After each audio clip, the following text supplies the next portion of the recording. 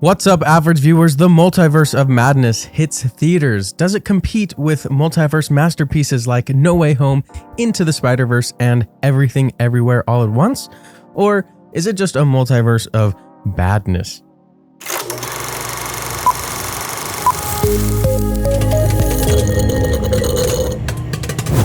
If you want to skip the content warning and get straight into the spoiler-free review, you can jump to this time in the video. Multiverse of Madness stars Benedict Cumberbatch and Elizabeth Olsen. It is directed by Sam Raimi, who is known for directing the Spider-Man trilogy and various horror movies, including the cult classic Evil Dead. It is obvious that Sam Raimi's passion is for horror movies. The majority of the projects he works on are horror, and he really tried his best to bring the horror feel to this movie and pushed a lot of boundaries. This brings me to our content advisory. You guys, this movie is Marvel's most violent movie so far, at least in the way it depicts death. It shows people's brains exploding, people being impaled on fences, people being burnt to crisps or being excruciatingly tortured like the Cruciatus Curse in Harry Potter. Profanity is mild, but there are several frightening scenes that I think will be a little too much for younger viewers. There are demons, zombies, and some other disturbing imagery that I think combined with this gruesome violence, I wouldn't take anyone under 10 to see this movie. Doctor Strange in the Multiverse of Madness. The title kind of sounds like an amusement park ride, sort of like Guardians of the Galaxy Mission Breakout.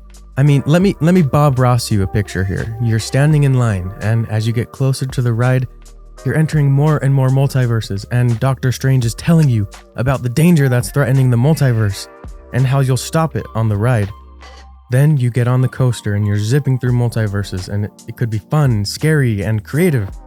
Unfortunately, I think this movie would have worked better as that 2-minute ride at Disney rather than this 2-hour movie. What? Now, don't get me wrong, I like Marvel just as much as the next guy. Unless the next guy is this guy. I'm rooting for these characters. I want to see the universe expand, but this movie just had a few issues that took me out of the experience, and that's no bueno. I think there is a version of this movie somewhere that would have been awesome. Perfect, maybe. Maybe in a multiverse where the MCU allows their directors to have creative control. But the whole movie feels like Sam Raimi fighting against the studio to let him do what he wanted and make a true horror movie. But the problem is the only things they let him do were paying homage to iconic horror like Carrie in The Exorcist. Everything else was just cheap jump scares or POV camera angles or other horror elements that felt unnatural because Marvel didn't let him go all the way and actually scare us. It was trying to be half Marvel movie and half horror, but lost the charm of both. We have to be Lucky Charms. With Marvel, we have come to expect quippy dialogue and serious moments undercut with humor. But this movie wasn't funny.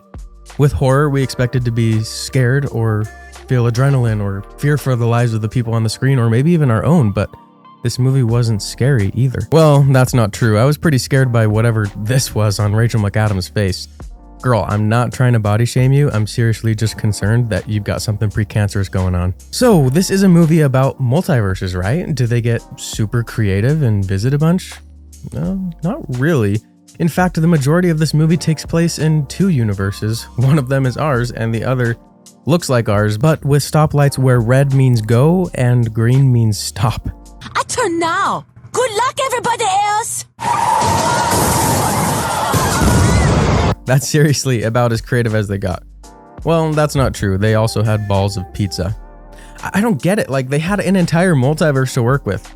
Maybe the possibilities got too insane and they just had to simplify the story, which I get, but I just saw Everything Everywhere All at Once, and that movie knew how to be creative with multiverses.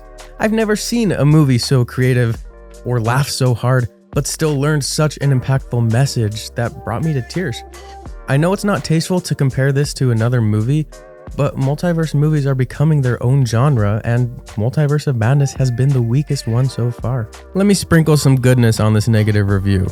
Wanda's arc is great, and she is by far the most relatable character in this movie. The lesson she learns at the end is fantastic and impactful and emotional. There's some cool cameos that I won't spoil, and some casting choices that I was really happy with. There are many moments with Sam Raimi flair that really worked, even if studio suppression dulled it a lot of the time. You'll see some really unique and creative action sequences you could only get with Doctor Strange, and there's some creative and original camera work. Okay, back to taking a dump on the hard work of thousands of people trying to add joy into the world. When these cameos show up or new characters were introduced through the multiverse, nobody clapped or cheered or got excited. At least, nothing compared to No Way Home. My theory for why this movie failed at multiverse nostalgia, whereas No Way Home didn't, is because No Way Home had relatable stakes. Multiverse of Madness became so grand in scope that our own universe wasn't even in danger. Like, maybe some unnamed universe of people might be annihilated, but you don't just get to say, well, obviously that's high stakes, and never give me a reason to care.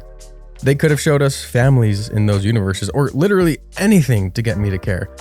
No Way Home still had stakes. Peter Parker must sacrifice everyone knowing him in order to save our universe. Andrew Garfield and Toby Maguire Spider-Men played a huge role in mentoring, coaching, and working with Tom Holland's Spider-Man. They served the story and added meaningful and important value through the mechanics of the multiverse. What I mean when I say this movie had no stakes, I'm not talking about freaking prime rib. I'm talking there's nothing really at risk. If you see this movie, you'll realize that almost no important character was killed in our universe. Sure, there's lots of death in the multiverse, but Marvel didn't have the cojones to kill anyone off in ours. Marvel has shot themselves in the foot with the multiverse. Now it feels like there's no consequences. Anyone can die, and they could just be replaced by the multiverse version of themselves. This might work in the comics, but a movie has to make you feel like there are consequences. Now, you're gonna comment and say, but Hayden, entire multiverses could have been annihilated. That's high stakes. Well, I disagree.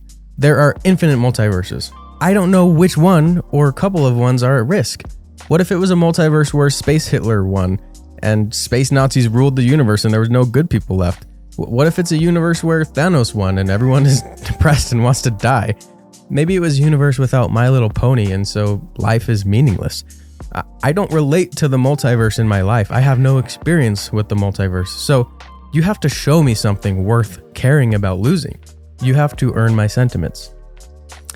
On that note, the main character, Mrs. Star Lady named America, she wasn't very charismatic or likable. Maybe it's because her acting skills aren't 100 yet, but she didn't earn my sentiments or the sentiments of the people I saw the movie with. In conclusion, you guys, Multiverse of Madness would have worked as a 2-minute theme park ride. It would have taken us on a fun journey, maybe been spooky, made us laugh or feel adrenaline, and probably even have taken us through more than 3 universes. It would have told a better story in 2 minutes than this movie told in 2 hours. But this movie is still fun, it's different. You'll see some cool and creative scenes and some other scenes that don't quite work. And that's why I'm rating Multiverse of Madness. It doesn't matter what I say because you're gonna go see it anyway, and that's the trap that Disney has placed us in, which is basically mind control if you think about it. Alright, you guys, let me know what you think in the comments down below. Did you see Multiverse of Madness? Do you agree with me or do you hate my stupid face and my opinions? Either way, click on that subscribe button and that bell so I can see your beautiful face in the next video. As always, Mom, thanks for watching, and the rest of you, stay average.